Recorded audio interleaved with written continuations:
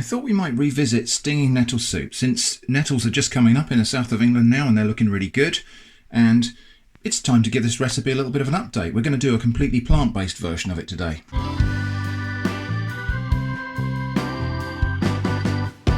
In the previous video about stinging nettles, quite a few people expressed surprise that these are even edible, actually, and said, aren't they poisonous? Well, they're not poisonous, they're venomous. So stinging nettles, let's see if I can find a good example. Rather than being poisonous like poison ivy or poison oak, they are venomous. And I'll show you what that means if I can get really close up. They have got tiny stinging hairs all over the plant. So you can see them just along there. And those hairs are full of a cocktail of chemicals, not particularly dangerous chemicals, just irritant if they get under your skin. And so those little stinging hairs are razor sharp, and the slightest brush against your skin will pierce your skin and deliver a little bit of that venom into your skin, causing an irritation. When you cook these, so as soon as the hot water hits them, those hairs are destroyed, and the chemicals inside, which are just things like formic acid and a few other things, are perfectly benign to eat, in fact possibly beneficial to your health. So stinging nettles perfectly safe, really not the same thing as poison ivy or poison oak, which are chemically irritant. So I've also been out and picked this lovely wild garlic, Allium ursinum, or Ramsons as it's called in this country, and I think some people call this ramps. It's like a green garlic plant, quite pungently garlic, but when it cooks it goes quite mild, and we'll be using this instead of an onion today. So instead of using a shop-bought onion or a homegrown onion, I'm just going to use this wild garlic as my onion garlic flavour in the soup I'm making. In the previous recipe video, a few people said I forgot to put salt in. I did use one of these stock cubes. This has got about 4 or 5 grams of salt in the cube, so that's why I didn't add extra seasoning when I was making the nettle soup in the previous video. So we'll just start off by making up this stock cube. Now, you can, of course, make your own stock. It's not that hard, but this is convenient. So if we take a look at this wild garlic, which I've given a good rinse, we've got leafy bits and we've got stemmy bits. So I'm actually going to separate those. Leafy bits over here. I'm going to use the whole lot, but the stems I'm going to cook first. So we can give those a little bit of a fry. Maybe get a tiny bit of caramelization going. It's all going to be blended up in the end anyway, but the trick is with any kind of green wild vegetable is not to overcook it, or else it will just turn khaki and awful in colour. So the leafy bits I want to keep and put in later so that they just get enough cooking, but they don't go horrible and yellow. They'll stay nice and fresh and green. The stem parts, however, are useful to us in the same way that, well, any kind of garlic or onion is useful. So we can separate those off.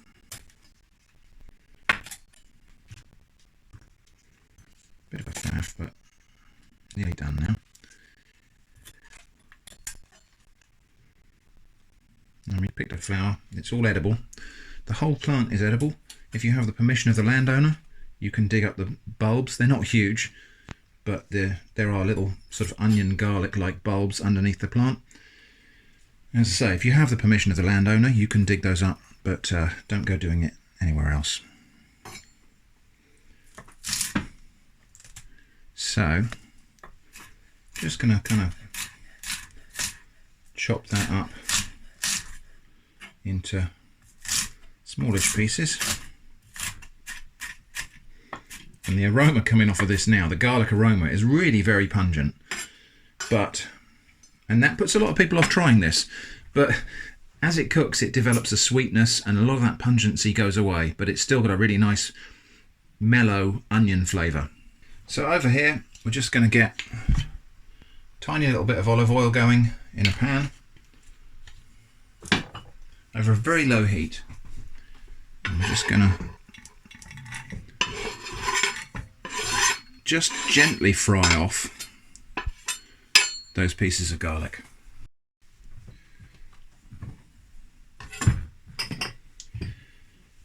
So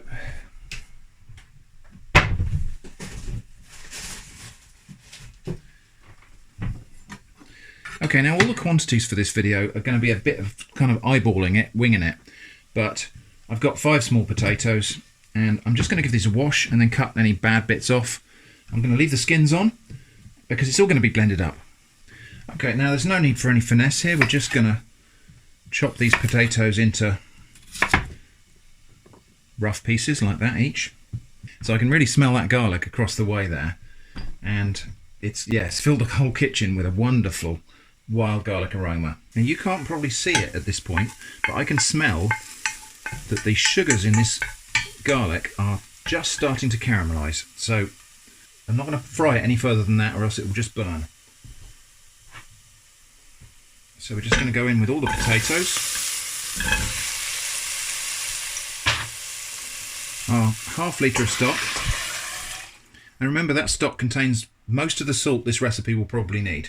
We can add a little bit more salt at the table if we find it's under seasoned, but there is about a teaspoonful of salt in there already. Right, now we're just going to bring this to the boil and then turn it down to a simmer and cook until those potatoes are starting to soften. Now, stinging nettles are a genuine superfood. They contain all the essential amino acids, so they're really, really nutritious. But just to round this out a little bit in terms of fats and protein and other sort of nutrients and so on, we're going to make a topping for this soup out of various nuts and things. So I've got a little bit of rolled oats, I've got some hazelnuts, I've got some flaked almonds. The hazelnuts, I'm just going to bash them up a little bit.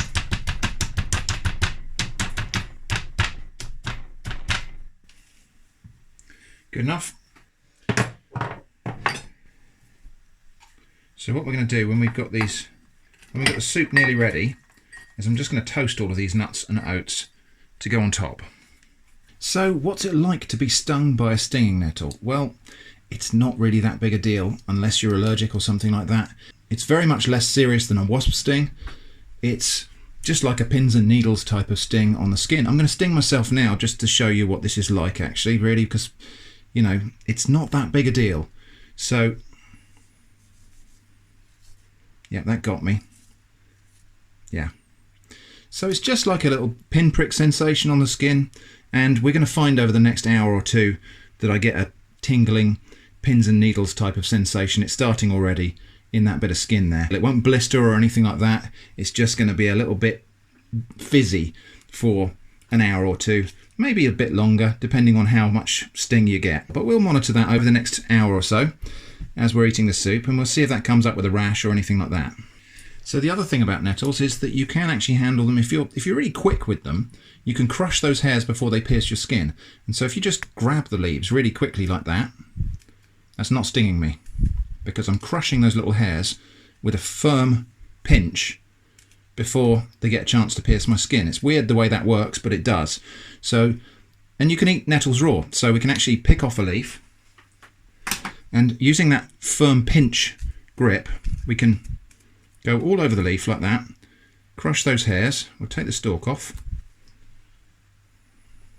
and we're just going to bunch up that leaf and mash it between my recently washed fingers. And there we go, we've destroyed all of the little stinging hairs on that leaf. And you can eat these out in the field like just like that. So I'm going to do that now. I'll tell you what it tastes like.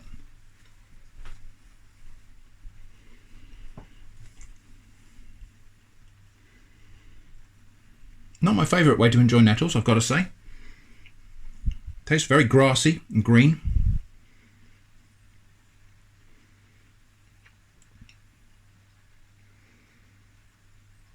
As you chew it, it develops a sort of nutty flavour.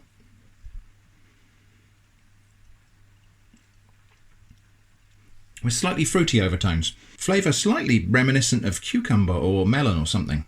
So there we go, I just ate a raw nettle leaf, and that's not going to sting me because I destroyed all those stinging hairs before I ate it. Let's check on the nettle sting. You can, yeah, well I can see it. I don't know whether it's going to show up on camera, but I can see a slight redness around there and some little bumps. Anyway, let's get on with cooking. While everything else is cooking, I'm just going to toast these hazelnuts and almonds. I'm not going to put the oats in just yet because I don't want to cook them quite as much as the nuts. So just going to give these a little gentle toast. Got to keep them moving so they don't burn in any one place. These nuts are starting to toast now, so I'm going to go in with the oats as well.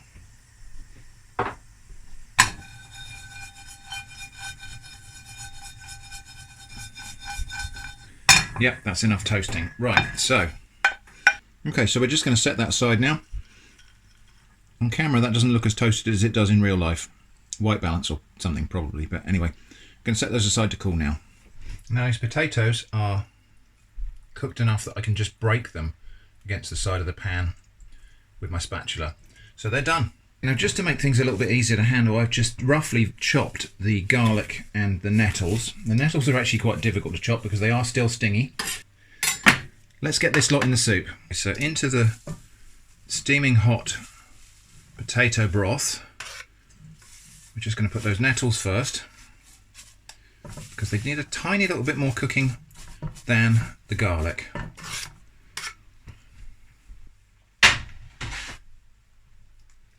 Just going to turn up the heat, and those will very quickly wilt down into the mixture. I think we might need a little bit more liquid. Just noticed a bit of last year's nettle stems that I didn't remove from my pickings. Just going to add a bit more water. Now those nettles have wilted down already into there. See how much that's cooked down. Same thing now with the wild garlic leaves.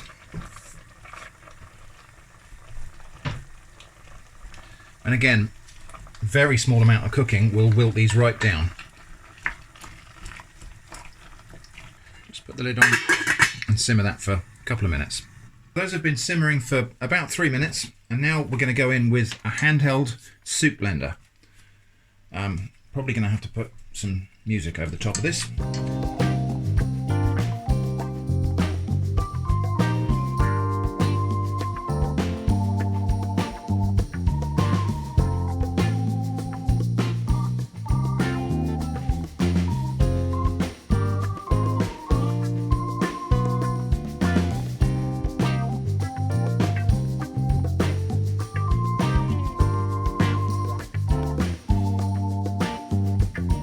Great time to taste for seasoning.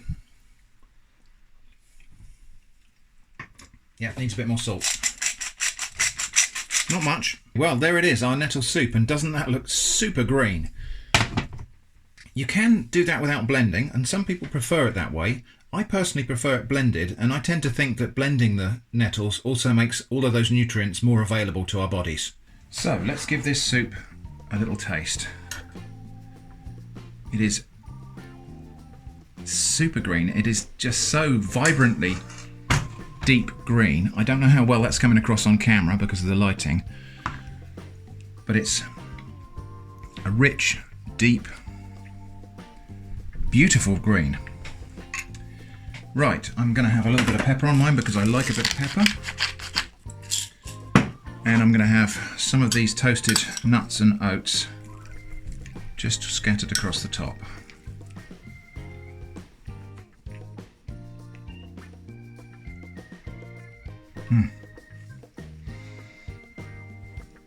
Beautiful silky texture from the way the potatoes and the green vegetables have combined,